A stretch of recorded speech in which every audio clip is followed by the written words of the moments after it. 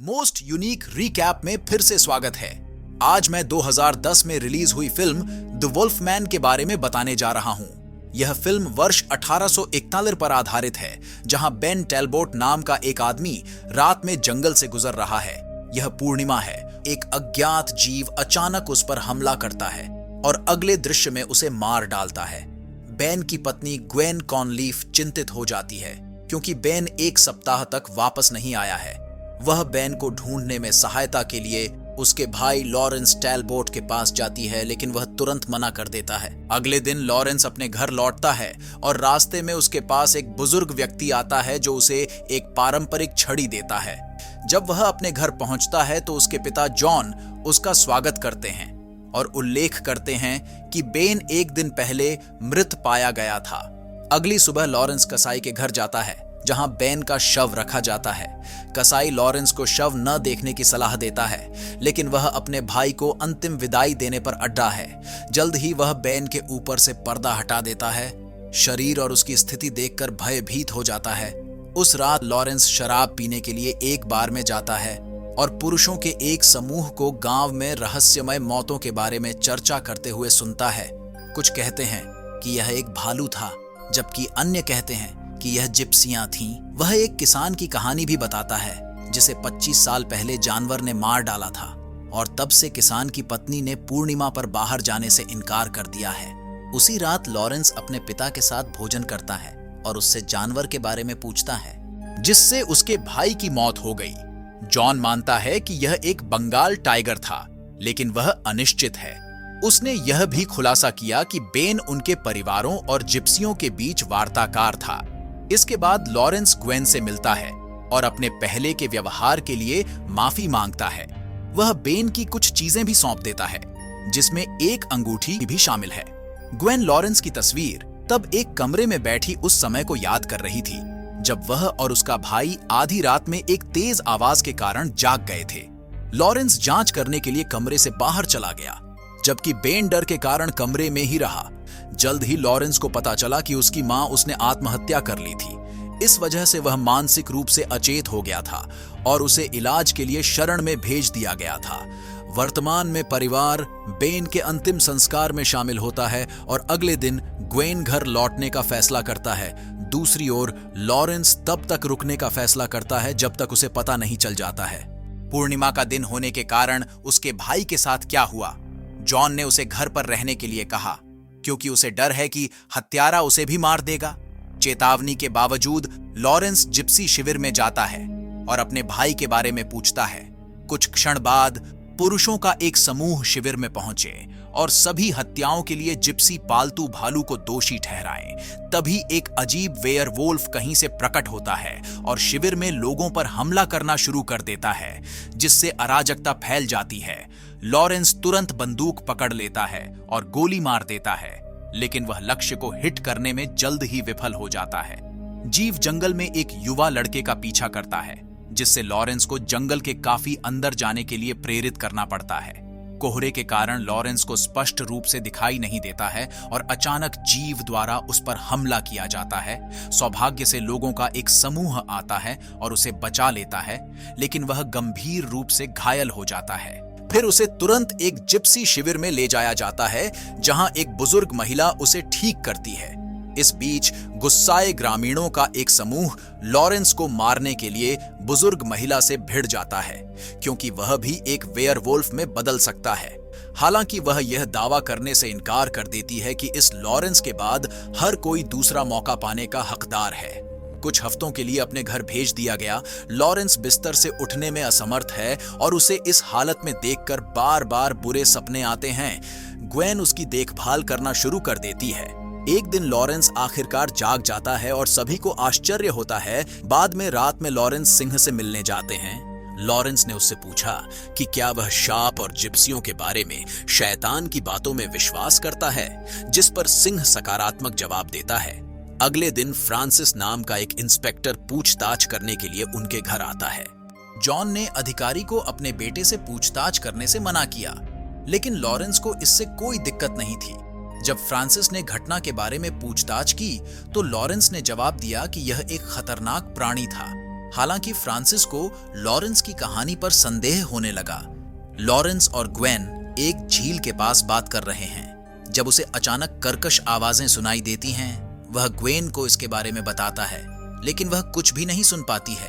यहाँ हमें पता चलता है कि वेयरवुल्फ के काटने से लॉरेंस की इंद्रियां 10 गुना बढ़ गई हैं। जब वे घर लौटते हैं तो उन्हें पुरुषों का एक समूह अपने दरवाजे के बाहर लॉरेंस को ले जाने के लिए इंतजार करते हुए मिलता है। पुरुषों के अनुसार लॉरेंस को शैतान ने काट लिया है और क्योंकि यह है पूर्णिमा के दिन श्राप से छुटकारा पाने के लिए उसे बंद कर दिया जाना चाहिए या मार दिया जाना चाहिए। तो पुरुष उसे जबरदस्ती पकड़ने की कोशिश करते हैं, लेकिन उसके पिता आते हैं और अगले दृश्य में अतिक्रमण के लिए पुरुषों को गोली मारने की धमकी देते हैं। ग्वेन लॉरेंस की सहायता करता है अपने होंठ के घाव को साफ करने में और उसे ग्रामीणों की बात न सुनने की सलाह देता है। जब वह उसके होंठों को छूती है तो लॉरेंस को ग्वेन के दिल की धड़कन का पता चल जाता है, जिससे वह रुक जाता है। जब वह अपने कमरे में लौटता है तो उसे पता चलता है कि उसके घाव के निशान पूरी तरह से गायब हो गए हैं। दूसरी ओर ग्रामीण पूर्णिमा की तैयारी कर रहे हैं। खतरनाक जीव को पकड़ने के लिए कई ग्रामीण चांदी की गोलियां और चारा तैयार करने के लिए इकट्ठा होते हैं। फ्रांसिस ने यह देखा और सच्चाई का पता लगाने के लिए आसपास रहने का फैसला किया। उसी रात लॉरेन अपने पिता को अकेले घूमते हुए देखता है और उसका पीछा करने का फैसला करता है। थोड़ी देर बाद वह नीचे एक तहखाने में पहुंच जाता है। जब वह अपनी मां की कब्र के अंदर जाता है तो उसे दीवार के सामने एक कुर्सी दिखाई देती है जिस पर उसकी मां की तस्वीर लगी होती है। तभी जॉन उसके पास आता है और बताता है कि उसकी पत्नी की मौत के साथ ही उसकी काफी पहले मौत हो गई थी। एक संक्षिप्त बातचीत के बाद अचानक जॉन लॉरेंस को बाहर धकेलता है और दरवाजा बंद कर देता है, लेकिन इससे पहले कि लॉरेंस कुछ समझ पाता, वह एक वेयरवुल्फ में बदलना शुरू कर देता है। उसकी चिल्लाने की आवाज पूरे गांव में सुनाई देती है, जिससे फ्रांसिस उसका पीछा करने के लिए प्रेरित होता है।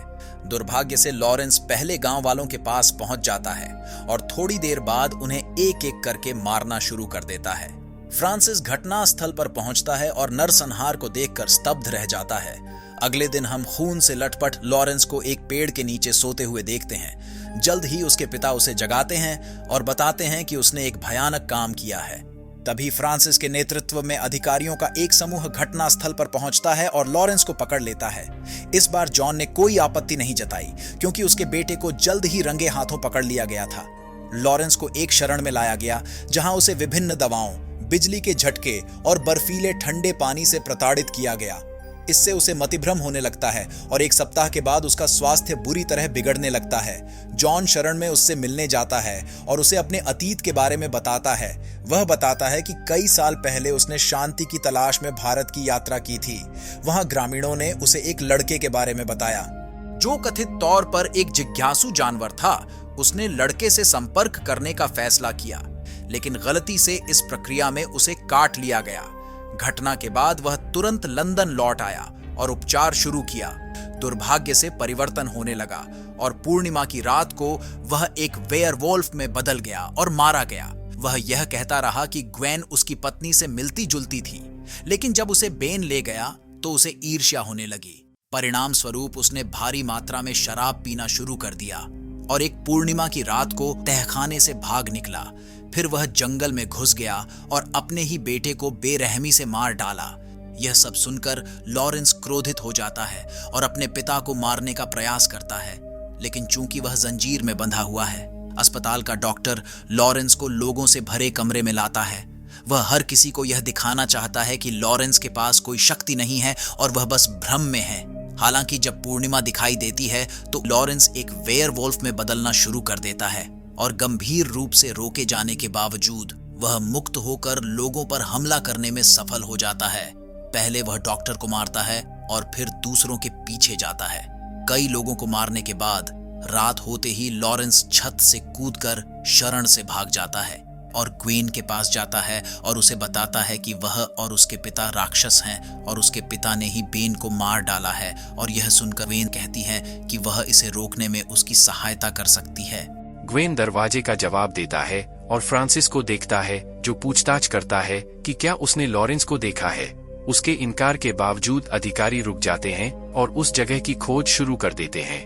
हालांकि वे लॉरेंस को ढूंढने में असमर्थ हैं, क्योंकि वह अगले दिन पहले ही भाग चुका है।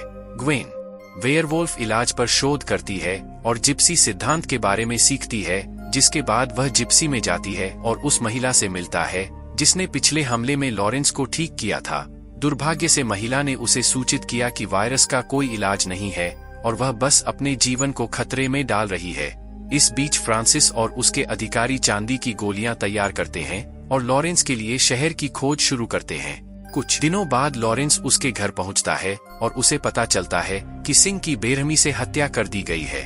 फिर वह सिंह के कमरे तक जाता है और एक बंदूक और कई चांदी प्राप्त करता है, ऐसी गोलियां जो वेयरवुल्व्स को मारने में सक्षम हैं। इसके बाद वह नीचे की ओर जाता है और अपने पिता का सामना करता है, जो पियानो बजाने में व्यस्त है। जब जॉन उसके पास आता है तो वह ट्रिगर खींचता है, लेकिन बंदूक से गोली नहीं चलती है। यह पता चलता है कि जॉन ने कई साल पहले ही बारूद हटा दिया था। तभी पूर्णिमा दिखाई देती है और पिता और पुत्र दोनों वेयरवुल्व्स में बदल जाते हैं। फिर दोनों जानवर लड़ना शुरू कर देते हैं, लेकिन लड़ाई के दौरान जॉन आसानी से लॉरेंस पर काबू पा लेता है। घर में भी आग लग जाती है। इससे जॉन का ध्यान क्षण भर के लिए भटक जाता है और अफसर को भांपते हुए लॉरेंस उसे लात मारकर चिमनी में गिरा देता है, जिससे लॉरेंस जल जाता है। फिर अपने शक्तिशाली पंजे उसके पिता के सिर पर घुमाता है, जिससे सिर पूरी तरह से अलग हो जाता है। इसी बीच ग्वेन उस स्थान पर पहुंचती है और लॉरेंस को अपने वेयरवुल्फ रूप में देखती है और वह उसे प्रतिशोध भरी निगाहों से घूरता है। फ्रांसिस जल्द ही भी मैदान में प्रवेश करता है। लॉरेंस ग्वेन पर झपटता है, लेकिन फ्रांसिस उसे समय रहते बचाने में कामयाब हो जाता है। फिर फ्रांसिस उसे रोकने की कोशिश करता है, लेकिन लॉरेंस उसे काटता है और दूर फेंक देता है। इस बीच ग्वेन फ्रांसिस का सिल्वर छीन लेती है, बंदूक में गोली भरी और जंगल में भाग गया।